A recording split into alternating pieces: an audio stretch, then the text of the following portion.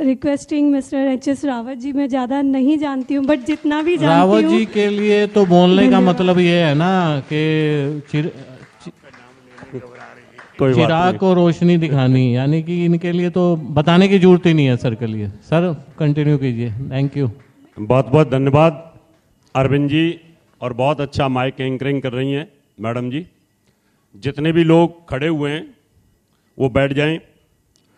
मैं इस प्रोग्राम की, इस संभाषण की शुरुआत एक वेद मंत्र के साथ करूंगा, उसको ध्यान में लेंगे और उसके बाद जो टॉपिक आप लोग कहेंगे उस टॉपिक पर मैं अपना उद्बोधन शुरुआत करूंगा।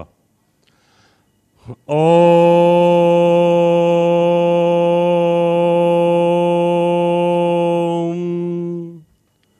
गणाधिपं नमस्कृतः नमस्कृतः पितामहं विष्णुं रुद्रं श्रियं देवीं वंदे भक्त्या सरस्वतीं स्थान आदिपं नमस्कृतः ग्रहनाथं निशाकरणं धरणी गर्भसंभूतं शशीनाथं प्रभुतं दैत्याचारं नमस्कृतः सूर्यपुत्रं महाग्रहं राहु केतु नमस्कृतः ज्योतिष सम्मेलन सफलता हेतु प्रारंभ में विशेषतो।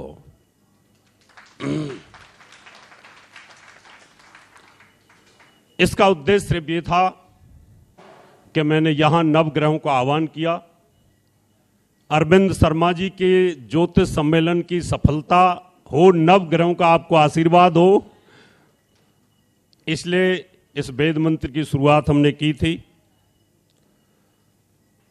मंचासीन सभी विद्वानगण, मेरे सामने उपस्थित सभी विद्वान बहनों और भाइयों, और इस प्रोग्राम के संचालक अरविंद जी, मेरे पास आज दो ऑप्शंस हैं। एक तो मैं आपको साधारण ज्योतिष के सूत्र, जैसे कि मैं हमेशा देता हूं, आपको फलादेश इजी तरीके से कैसे किया जाए। कई बार ये दिक्कतें आती है कि हमने बोला काम हो जाएगा और काम हुआ नहीं। सर 1 मिनट रोकना चाहूँगा आपको। पहले तो जिन स्थितियों से हमने ये सम्मेलन होके किया है, आपका बहुत बहुत धन्यवाद, आपका बहुत सहयोग रहा है। मेरी आपसे कंटिन्यू फ़ोन पे बात होती रही है, तो कहीं ना कहीं डेट को कुछ चेंज करने का मूड भी हो रहा था। एक बार आया था ना सर, तो आप ही के आशीर्वाद से और आपके सहयोग से, अनिल वत जी के सहयोग से ये कार्य संभव हो पाया है। तो सर इस पे मुझे आगे के लिए भी आशीर्वाद चाहिए, हमेशा के लिए। ये एक वादा आपको हमेशा, आपको दोनों हाथों से आशीर्वाद। Thank you sir, thank you, धन्यवाद, धन्यवाद सर। एक तो यह है कि आपने कहा कि धन कब आएगा। उनका आ जाएगा यार, अभी तुम्हारी दशा आने वाली है, आ जाएगा आ जाएगा। और वो दशा निकल गई, धन ही नहीं आया। फिर ज्योतिषी परेशान होता है कि ये क्या प्रॉब्लम होगी। एक तो सिंपल एस्ट्रोलॉजी के कुछ जानकारियां मैं आपको दूं, एक एडवांस एस्ट्रोलॉजी के अंदर में कुछ जानकारियां दूं। जैसे कि भंडारी जी ने कहा कि जितनी भी हमारी डिविजनल चार्ट्स हैं, 16 कुंडलियां हैं, उन 16 कुंडलियों में क्या अगर कोई भी ग्रह 10 जगह आ जाए तो श्रीधाम योग बनता है, और मेरा 10 की 10 में बृहस्पति है। इसलिए मैं हमेशा कहता हूं टीवी के ऊपर कि मेरे से मत उलझना। मैं बोल देता हूं मुसलमानों को कि अगर तुम मेरे से उलझोगे तो ईरान इराक तक छोड़ने वाला नहीं, क्योंकि मेरी कुंडली में श्रीधाम योग है। अब श्रीधाम योग का मतलब है कि 10 कुंडलियों में तालियां गुरु का उच्च होना, स्वराशि का होना।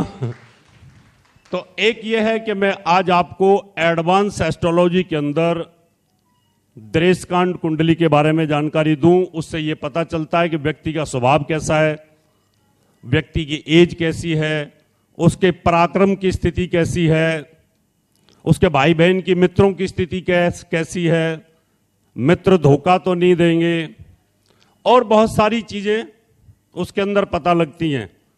उससे मेनली आपका स्वभाव पता लगता है। क्या आपके स्वभाव, कई बार ऐसा होता है आदमी देखने में बड़ा क्यूट सा नजर आता है, देखने में लगता है बड़ा शरीफ सा है, और उसकी हकीकत देखो तो ऐसे लगता है इससे भयंकर कोई आदमी नहीं है, ये तो सर पे डंक मार लेगा।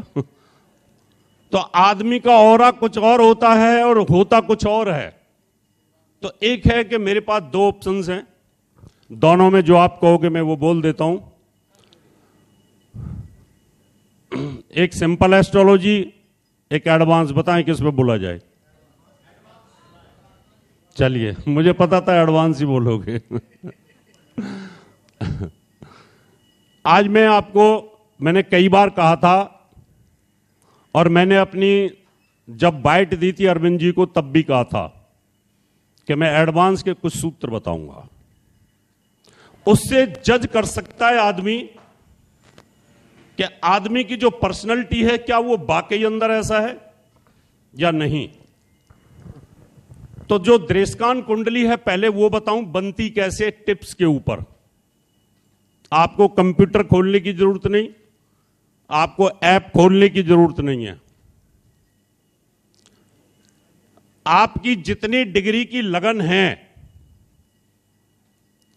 मान लो आपकी लगन 8 डिग्री की है, तो प्रथम दृष्कांड, क्योंकि लगन के 3 हिस्से करते हैं तो 3 दृष्कांड बनते हैं, और 3 दृष्कांडों के तीनों के स्वभाव अलग अलग हैं।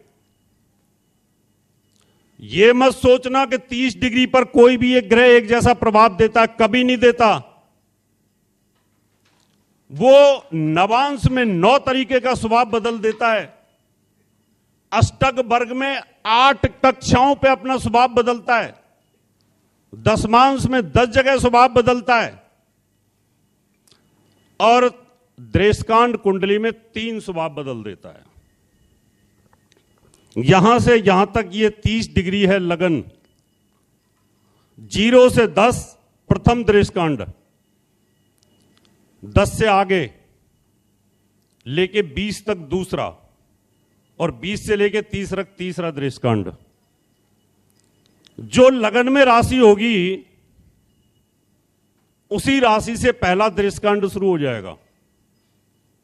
आगे जितनी डिग्री 10 से 20, उससे फिर 5वां, और उससे आगे उससे 9वां। यानी ये आपकी कैलकुलेशन पे रहेगा, आपकी हाथ पे रहेगा। अभी मान लो मेष लगन है, मेष लगन अगर मान लो आपकी 8 डिग्री की है तो ये प्रथम दृष्कांड हुआ। प्रथम दृष्कांड उसी राशि का होगा, इसका मतलब आपकी दृष्कांड कुंडली जो बनेगी वो मेष की ही बनेगी। मैं एक हॉस्पिटल में गया, हॉस्पिटल में जाकर के कहा जी अभी बच्चा पैदा हुआ है, जरा देखना कैसा रहेगा।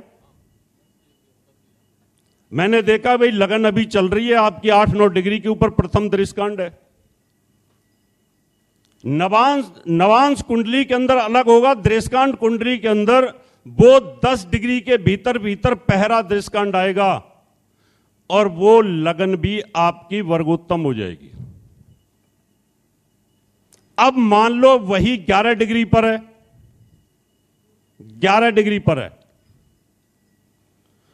आप गिनेंगे यहां से मेष, वृष, मिथुन, कर्क और सिंह, 5वां। तो आपकी दृष्कांत कुंडली कौन सी लगन की बन जाएगी? सिंह लगन की हो गई।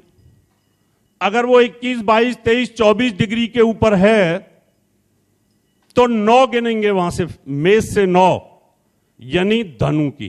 किसकी हो गई? अब मुझे कंप्यूटर खोलने की जरूरत ही नहीं पड़ी, फाइल करप्ट हो जाए, मिस प्रिंटिंग हो जाए, लेकिन तुम्हारा दिमाग मिस प्रिंटिंग नहीं हो सकता, ये करप्ट नहीं हो सकता।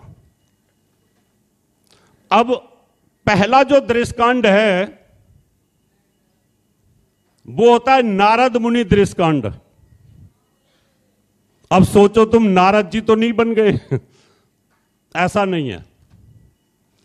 0 से 10 ये पहला दृष्कांड है, इसको बोलते हैं नारद मुनि। व्यक्ति का स्वभाव ब्रह्मा जी के औरस पुत्र नारद जी की तरह होगा। यानी उसका स्वभाव धार्मिक भी होगा, तीनों लोगों पर घूमने